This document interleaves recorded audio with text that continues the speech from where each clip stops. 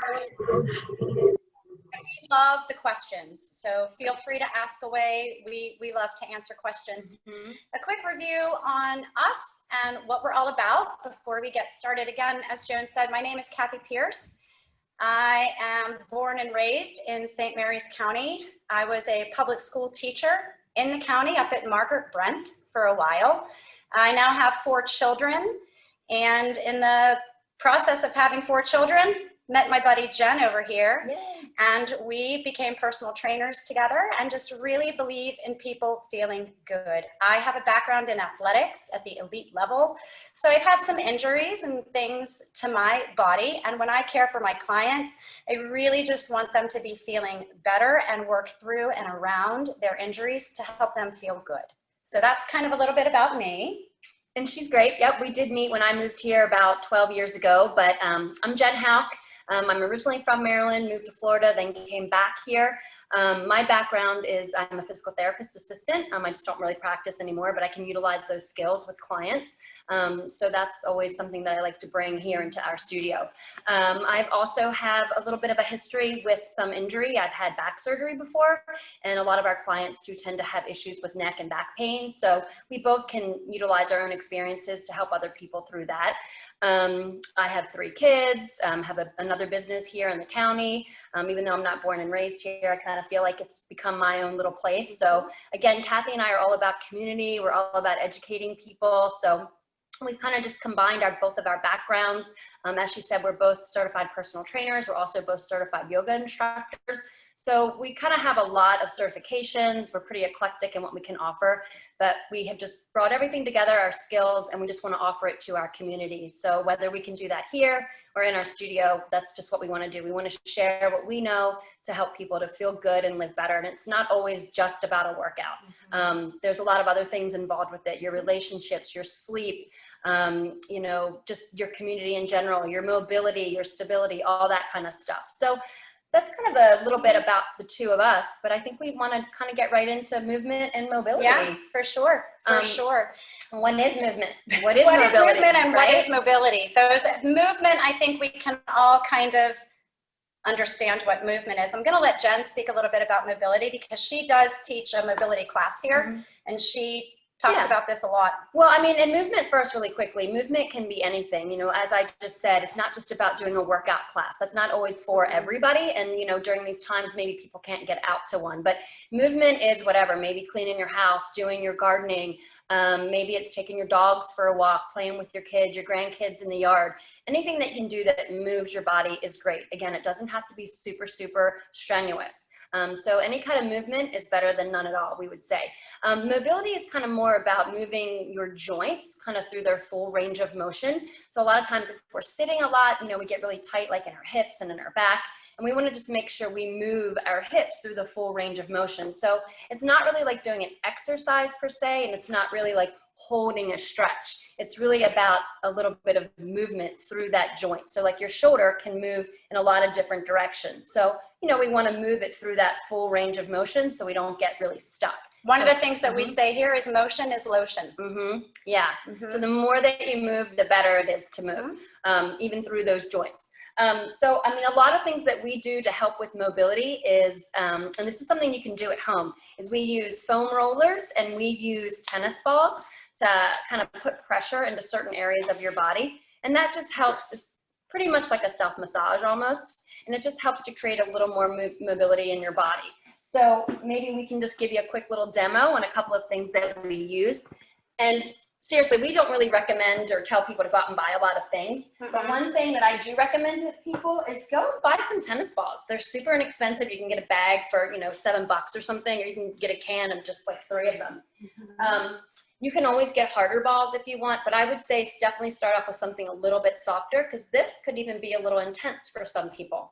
So how about maybe mobility, like if we started with shoulders and head and kind of made our way down the body to the low back? Yeah, so I mean, a little bit of mobility that we can do like with our head and neck, maybe something that's super gentle that anyone can do. And remember, mobility you can do on its own. You can even do it as a form of a warm-up before you do a workout. Or you can even do it at the end of a workout. So some simple things you can do, whether you're seated in a chair or on the floor, you can just do some neck circles. So you just take your head to the side, drop your chin down to your chest, and over to the other side. And if you're at home, I say do that right now. Yeah, do it with us if you want, Joan. Anybody else Sit can. up tall. But here's the thing. You know, not everybody's neck feels the same, and maybe you have pain, maybe you're coming off an injury. So if it doesn't feel good to go to a certain side or go to a certain depth, back off, okay? It's always about feeling good. You need to feel it in your own body. So there's not really like a right or a wrong way. You have to gauge it yourself. And every day is a different day. So you might feel great one day and you really get this full range of motion. The next day, maybe you slept differently, or maybe you got a new pillow and you know your neck's not feeling right. So it might not feel as good. So it's really a form of feedback as well. But also give yourself the time. Don't rush through it. So again, you can do these few circles, kind of dropping the chin over to the side. Now, I'm not a huge fan of taking my neck back where my chin's kind of up to the sky. That just doesn't feel good to me. There's a lot of crunching in the back of the neck. That hurts my neck. Yeah, so I don't recommend that. I'm not saying that you can't, but again, you have to do what feels good in your body. That doesn't feel good for me. So I would just do a few of those both directions, okay? And the other thing you can do is we can add on a couple of stretches with this as well. So you can always take your right ear down to your right shoulder and just kind of hold there. Now the thing you don't want to do is make sure that your shoulder doesn't come up like this. So actively use your shoulder blade to pull down. This other arm can hang at your side, or you can even put it behind your back. I would say if you have it at your side, try to reach your fingers down to the floor. So while you're taking your ear to your shoulder, if you try to take your fingers to the floor, oh, that feels great. You're just getting a nice, big, deep stretch here. So again, this isn't necessarily mobility, but it's always nice to kind of do a few things together. Do a little bit of that flexibility, a little bit of mobility, as well as that range of motion. So we'll take it to the other side. Now, people ask how long should you hold a stretch? Most of the research says about 30 seconds. So if you have a little timer, or if not, maybe you count nice and slow to about 30. We're not going to hold it for 30 seconds here. But again, even when you do something as simple as this, it might look simple and easy. Notice what you feel. Maybe you don't feel anything here. So always come back to center and then adjust. Maybe you need to bring your head slightly forward. Maybe you need to bring your chin slightly back. Reset, and then take that ear to the shoulder again and just kind of notice what you feel. Again, you're trying to create space. You're trying to create openness here in this area. So one last one we can do for the neck is just rotating. So maybe just turn your head and look over towards the right, and don't push it. So if you can, maybe take that gaze over that shoulder. Try to take your eyes behind over your shoulder. And then you can come back nice and gentle, and then you'll go to the other side.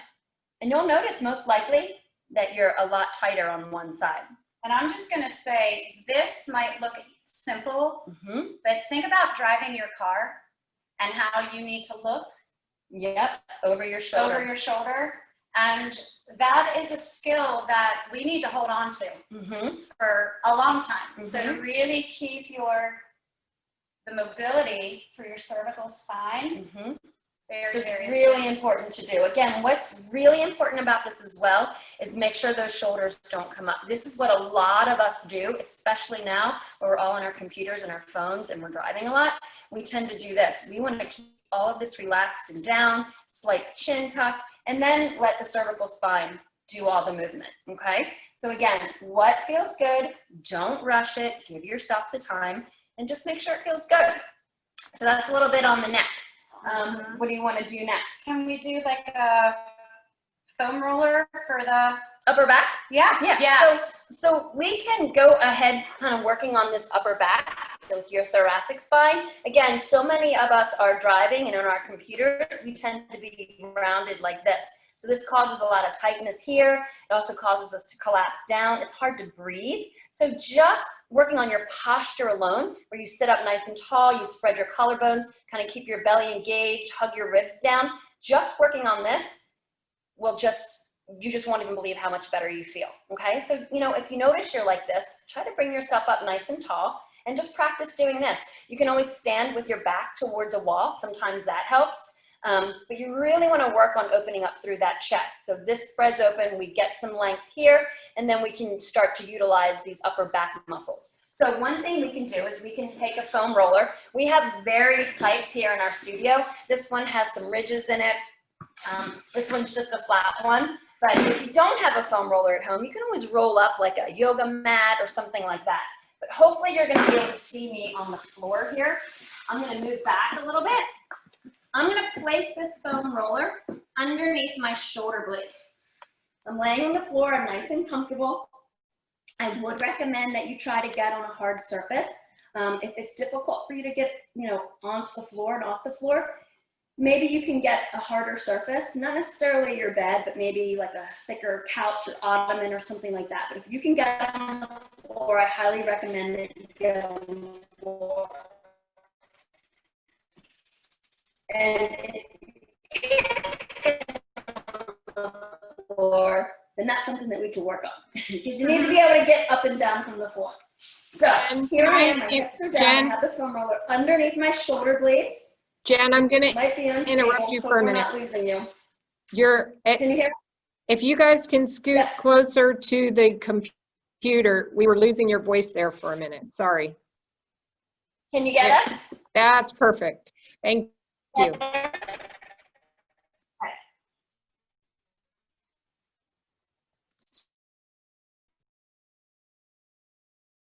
So again, here we are, I'm on the floor. And we just want to open through that upper, move that stuff. My hands, I'm going to lift my hips and just roll back and forth. So again, my elbows are out nice and wide. My head is supported.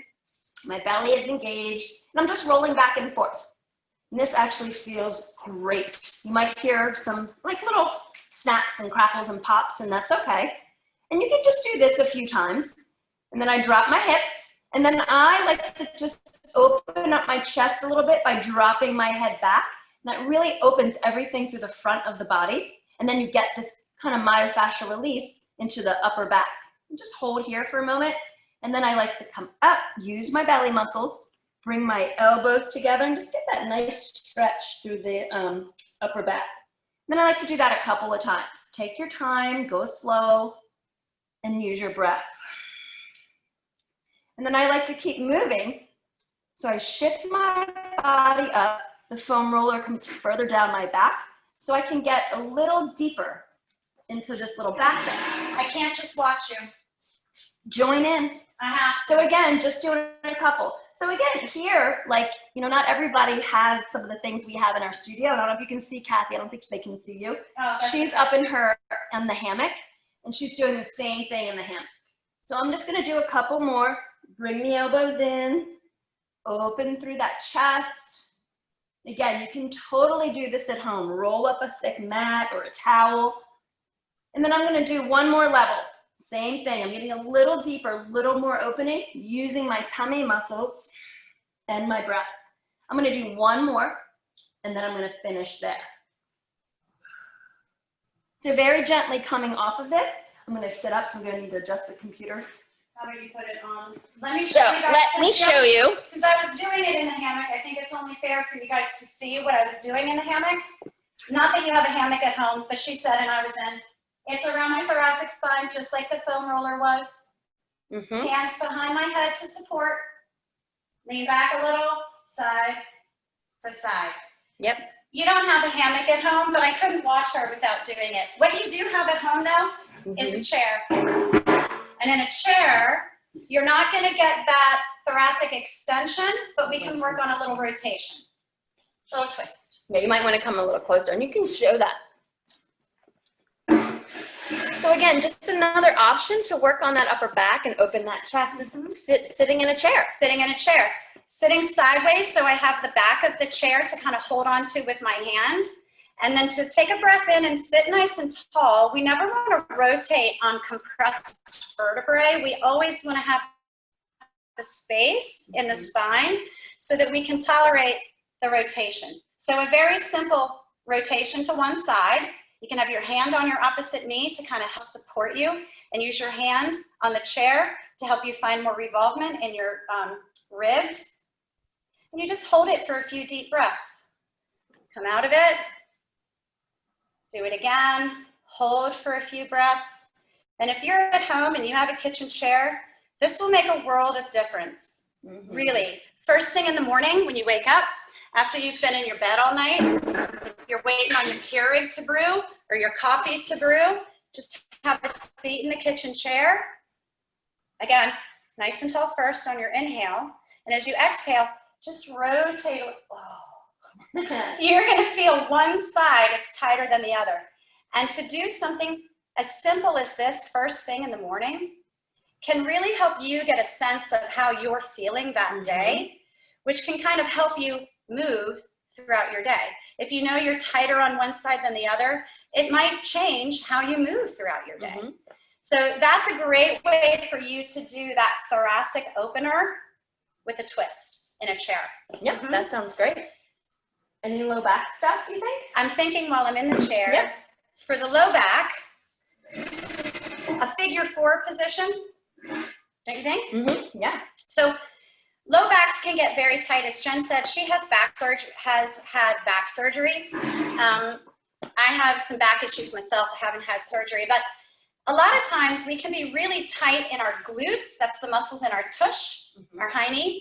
So one of the ways to stretch your hiney or your tush, especially from seated, is to bring one ankle on the opposite knee and simply reach your heart forward.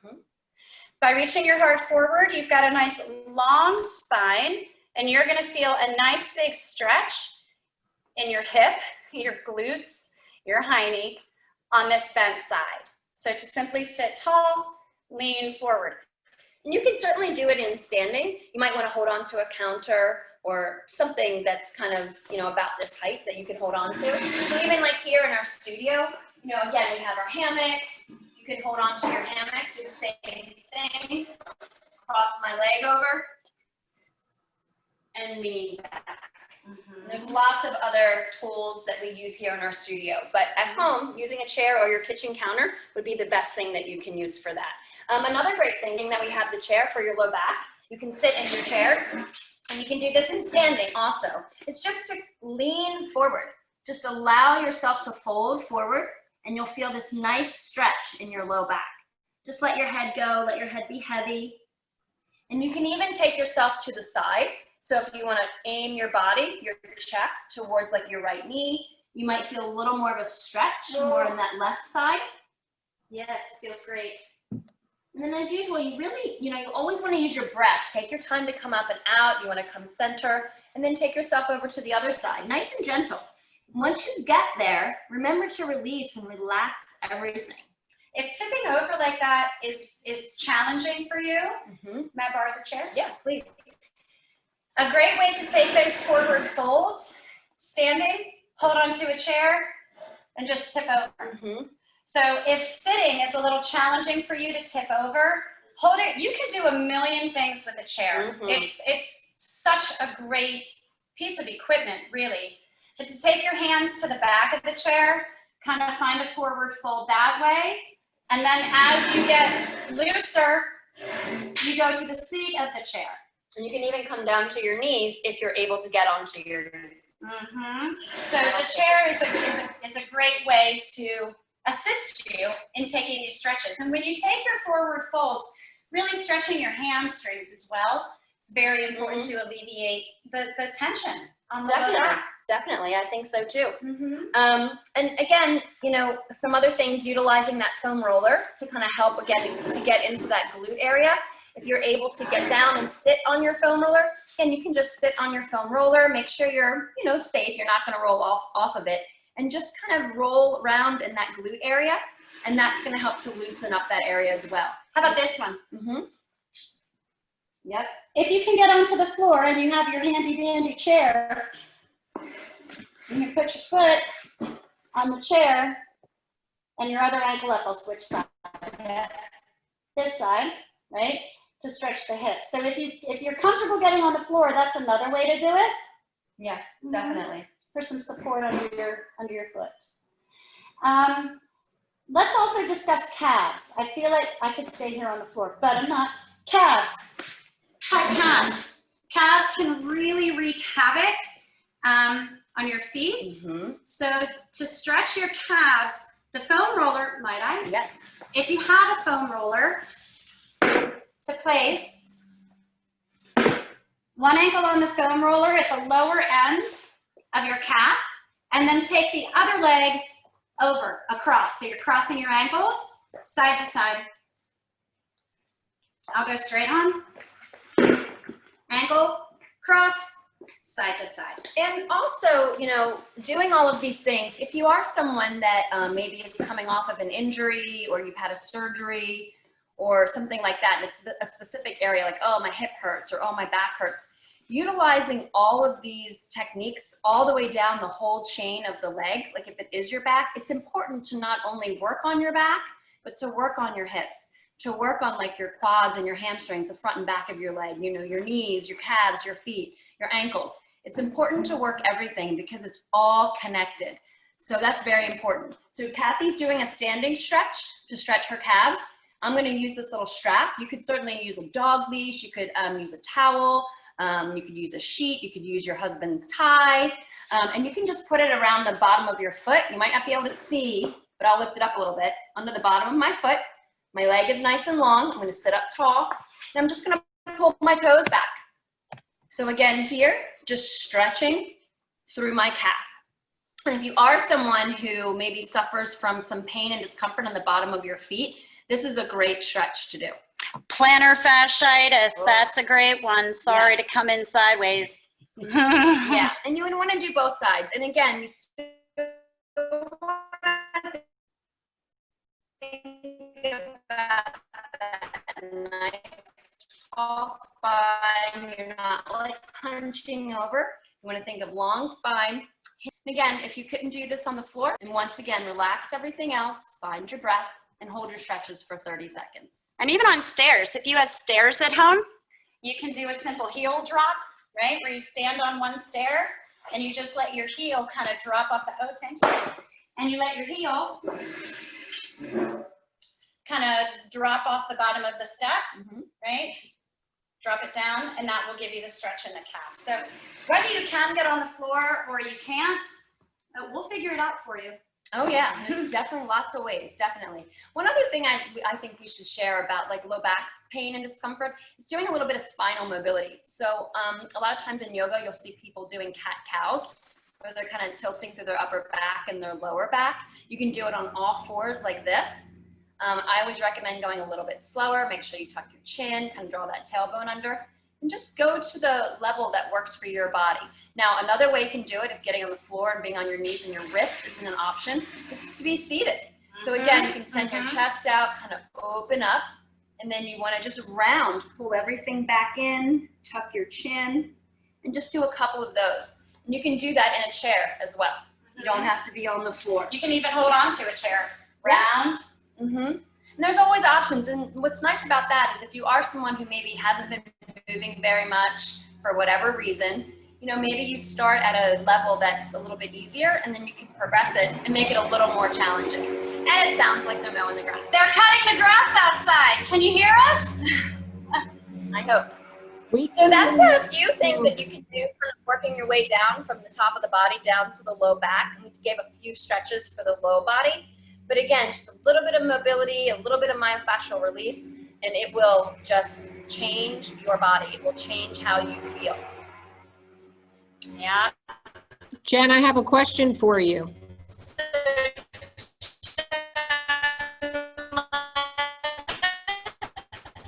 If you can hear us okay. Okay, now I can. You were, it was kind of going in and out of there for a minute. Okay, now I've got you. I noticed on your stretches, an age-old one is to just stand up and bend at the waist. So is that not as beneficial as some of the ones in the chair? That's a good one, Joan. And I just want to speak to that for a second, because all of our kids play sports, and I see that one a lot. And that's a great one. When you tip over at the hip and you're reaching for your toes, you definitely want to bend your knees. Right. All too often I see people with straight legs and rounded backs, and that's not good. And I think people don't realize that you can and should bend your knees. That's safer for your low back. So yes, that's a great stretch to just hinge forward, touch your toes with bent knees. If you can't touch your toes, there's your chair. or that level even. But no, that's a great stretch as long as the knees are. Yeah, bent. like she said, you just bend your knees a little bit. And also when you're trying to do that forward fold, again, typically that stretch is going to be for your hamstrings, which are the back of your leg. But what people sometimes don't realize is that in order to have that hamstring length, the back of the leg, that really does stem from your low back. So if you're tight in your low back, you just might not have that range of motion in the back of your legs. So to think about like a long spine, that's really more important. It's not about how low you get. It's not about your head getting all the way to your ankles. That's not important. You want to just feel the stretch in your body. You want to feel a little bit of stretch through the low back and also through the back of the legs. So again, you bend your knees as much as you need to keep your low back safe. And then over time, you can start to straighten those legs and kind of get your belly, your chest closer to your thighs. And you know, you might not get there. I'm super tight in the back of my body, so I have to bend my knees all the time. Another great way to do that one too, if you can get on the floor, sometimes it's really hard on the back to tip over, or it's really hard to stand back up, or it hurts. Yes. So one of the best ways that you can do that is to go on the floor on your back. Yep. So now your spine is completely supported, and you bring one limb to you, or like Jen said, you use a dog leash or your husband's tie or a pair of jeans, anything that's not stretchy, and you put that around and you pull your leg to you, and you can have a bent knee, is totally fine. I know I'm pretty flexible, so that might have just made you guys go, ah. Yeah, she's very flexible. So even to bring the leg up, even to bring the leg up with a bent knee, your back is supported and you get the same stretch, but it tends to be a little less intense and more supportive on the back. Yes. That's if you can highly recommend that. Highly recommend. And that's if you can get on the back. And if you're down here doing this guy, then you might as well put your ankle on your knee and take that figure 4 that we talked about earlier for your hip. So sometimes it's better to lie down and bring the limbs to you than to bend. Than to lean over to get your limb.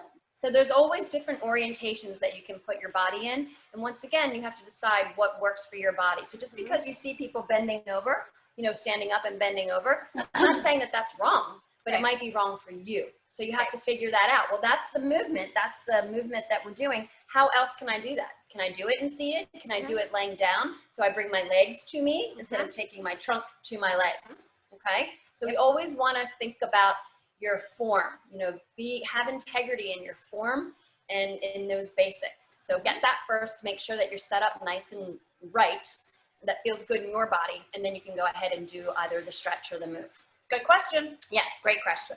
I noticed even that when Kathy was using the chair, and that's why I pointed it out, that your knees were generally bent. They weren't always straight. So I was wondering, you know, is that safer when people are doing these stretches to keep their knees bent? It is safer. Good job, Joan. Safer, and it just might be what's accessible to people as well. You know, I am super tight. She's bendy. She could keep her legs totally straight, and that she would need to feel that stretch. For me, I can't keep my legs straight. It actually is painful for me too. So I have to give myself that little bend in the knees. And also when you see us using a strap, or if you see us using the yoga bricks, like those are little props and they're assists. They are to help you. So sometimes people get this, you know, misconception that if they're using some kind of a tool that they're not doing something right, or they're not doing it hard enough. That's not true. You want to be able to use things that help you to get that stretch and do it the right way. So if that means you have to bring the floor closer to you by using a yoga brick, then do that. You know, again, it's all about what feels good in your body. She and I have different bodies. I was just going to say, I think that's one of the beauties of us together is we are so different. We have different backgrounds, different bodies, different body types. So we really come at things from if you can't do it this way, do it this way. Okay, wait, do it this way. Oh, you can even try it this way. So to really try to figure out what's safest for you is what we want to help you with today. So what other questions do we have? Everybody's body is different. So we have not had anybody ask a question in the chat. So I'm opening that up. Whoever would like to ask a question, this would be a great time. You can just type it in there. It could be anything. It doesn't have to be about these few little things we talked about. It can be anything that you want. And if Anything fitness related, we're here to answer. Yes. I have another question for our audience. If they were thinking of going and buying a foam roller or starting out with an exercise like that, where would be some places where they could get a foam roller?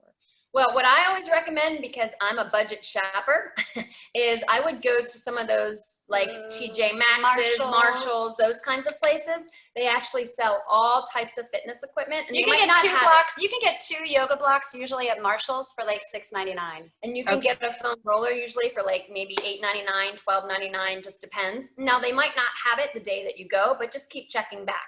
Now, if they don't have it at the discount stores, of course you can go to any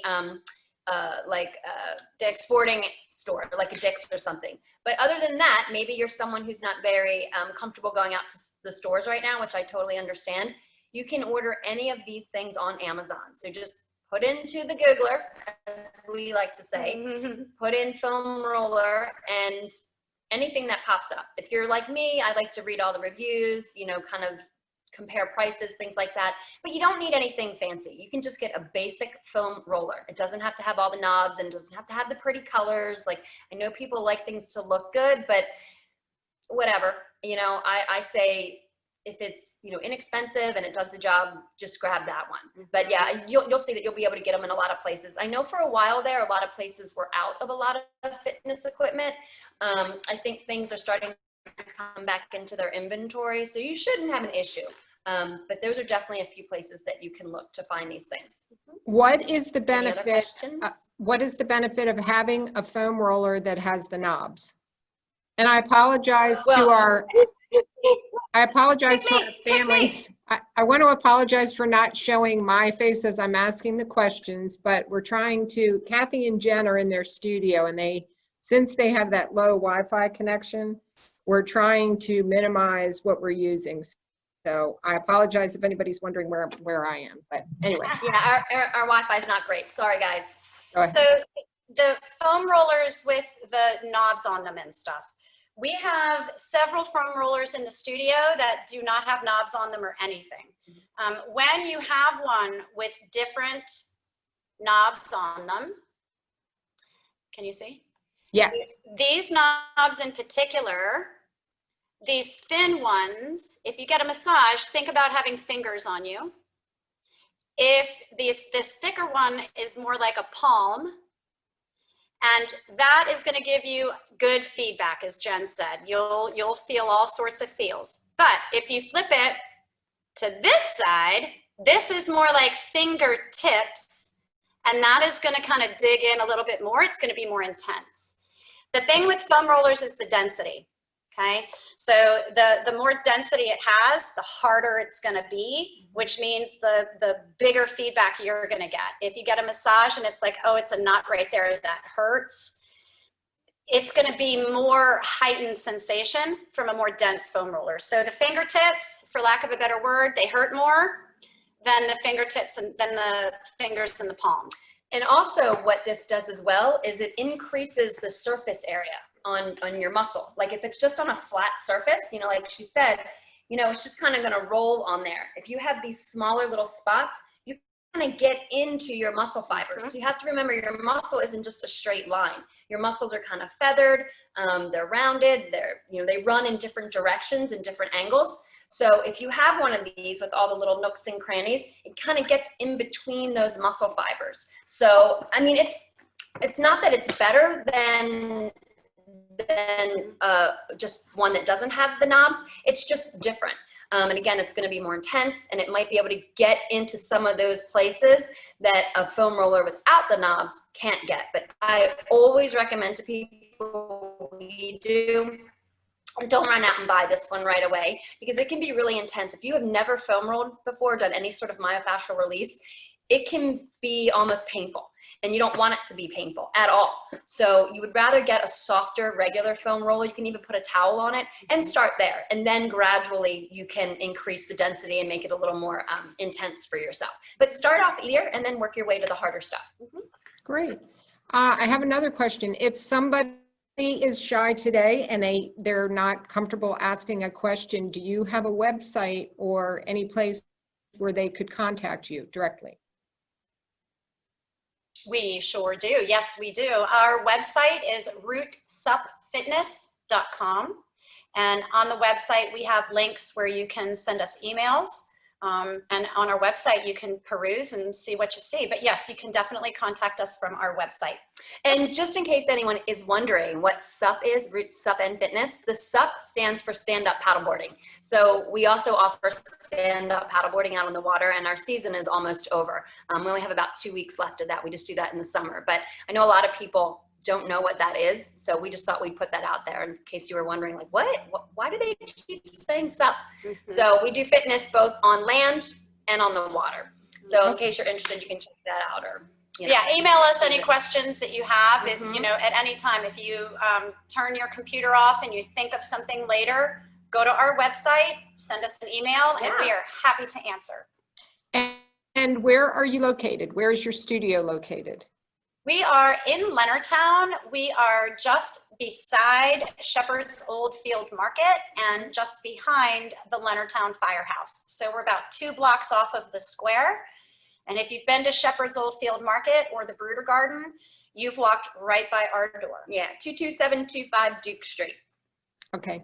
Now, you guys have talked a lot about mobility. What would be the best way if somebody, if people are now working from home and the kids are now doing their virtual classes from home, what would you suggest to a family to do to get out there and start moving?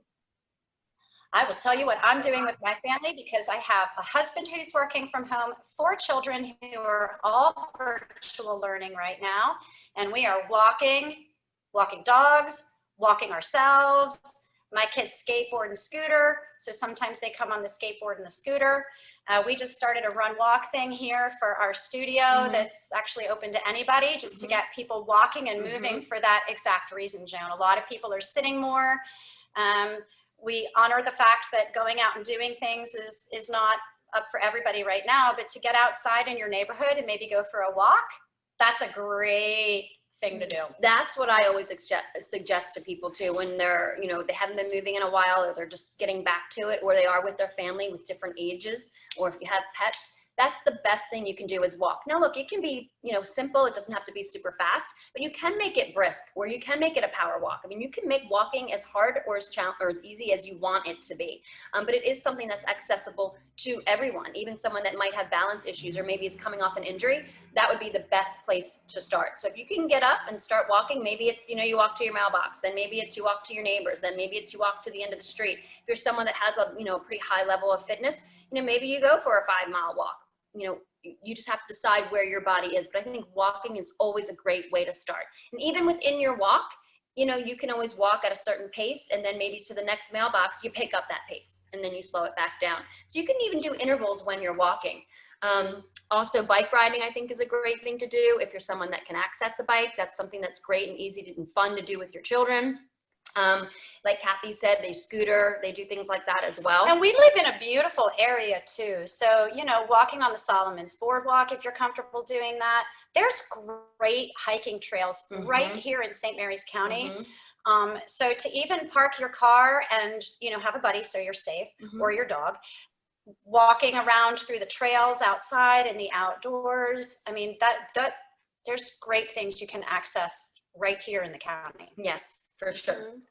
Okay, and I noticed you guys just said that you're sponsoring or hosting a run walk, which makes me think, okay, what could make a person who hasn't been exercising in a while, what could motivate them? Do you say, oh, take out a sheet and do a check off every time you do a stretch, or tell yourself you're going to stretch every morning for 5 minutes, or you're going to walk for 5 minutes this week and then increase it? How would you motivate the general public? I think something like that, especially if you're going to start with running or walking, or even starting like a stretching regimen, I think if you get a buddy, you get somebody on board with you, whether that means it's someone in your house, or maybe it's your best friend down the street, or someone in your bunco group or your book club or whatever. If you can get a buddy, then you can help to motivate each other. But not only that, it holds you accountable. So even if you just do a check off yourself, like you said, I think that's a great idea. Some people like to journal, they like to write down what they did. you know, I walked 1 mile today, I walked half mile today. That's great. But sometimes if you have that outside source, someone that is depending on you, then I think that holds you accountable and that keeps you motivated, and you can keep each other motivated. So even if it's like maybe it's cold out or maybe you didn't have a great night's sleep, you know somebody's waiting for you. Come on, we're so going that's anyway. gonna make you get going and get your body moving.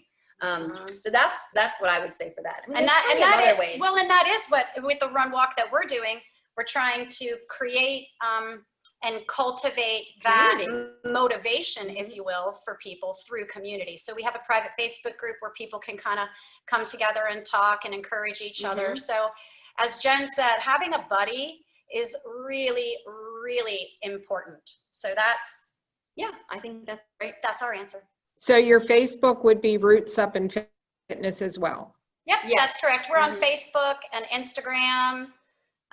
Those are our two main ones. Yep, Roots Up and Fitness. Yep. Okay. One more question. As we're getting people motivated to move and to feel their muscles and stretch their muscles and everything, what do you guys feel about water? What's the importance of water? So important. Half of your body weight in ounces. If you can. If you can. Do the math and carry the one. Divide all that. But half of your body weight in ounces. So that old school 8 ounce glasses of water, that's really not enough for most people. Yeah.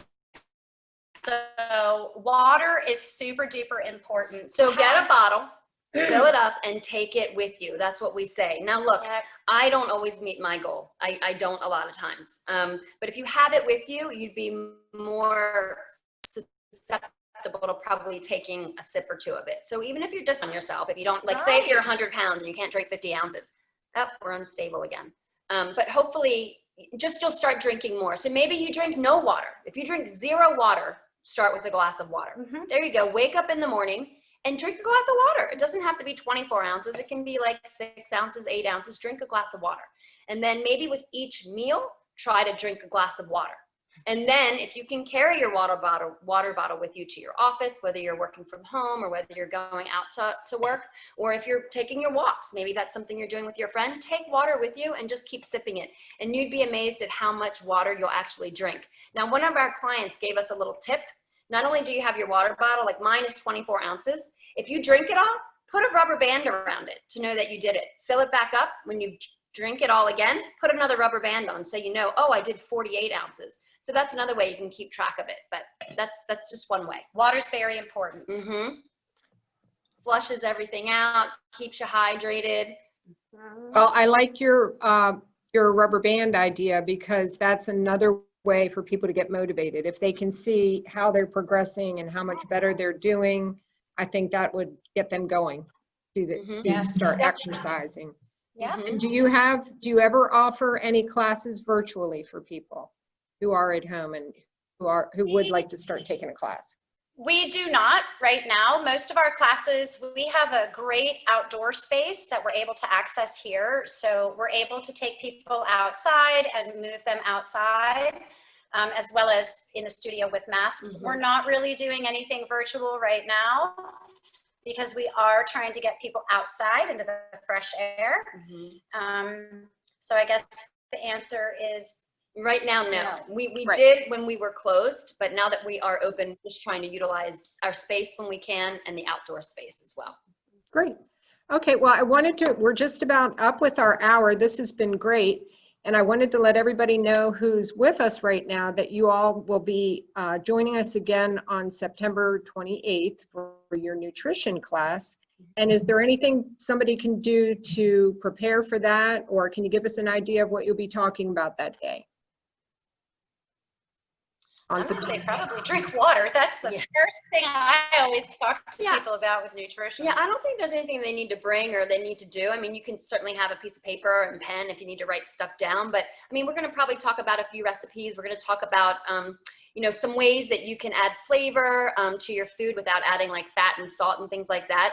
But pretty much that's it. It'll be basic, but it'll be really good quality information. I would love to know if anybody ahead of time, like if anybody that's out there today is planning on coming to the one on the 28th, maybe come with a question or two, about your nutrition or specific food or something like that. So I would say if people are planning on coming, maybe come with a question that can give us kind of more of a specific thing to talk about, if that makes sense. Yeah. Well, and I think that's what's great about your program is that you are trying to personalize it to every age group, every level of mobility. You know, it's not just for people who are already in shape or know what they're doing. This is all out here so that people can learn, you know, and just take the first step. If they want to get out there and start stretching, or they want to get out there and start walking, this is the way to get them motivated and started. And I think it's great. I really appreciate you guys today. Thank you. Oh, well, thank you. We appreciate you giving us the opportunity. Great. Okay. Well, then I guess this is, I don't see any more questions. So this about ends our program, and we will see you on the 28th at 1 o'clock, the same time. And people again can sign up through the library. And if you have any questions, you can reach out to Jen and Kathy on Facebook, Instagram, or through your website. And I think this is great. I think I've learned a lot today. Thank you. Great. Good. Thank you. Thank you. All right. You guys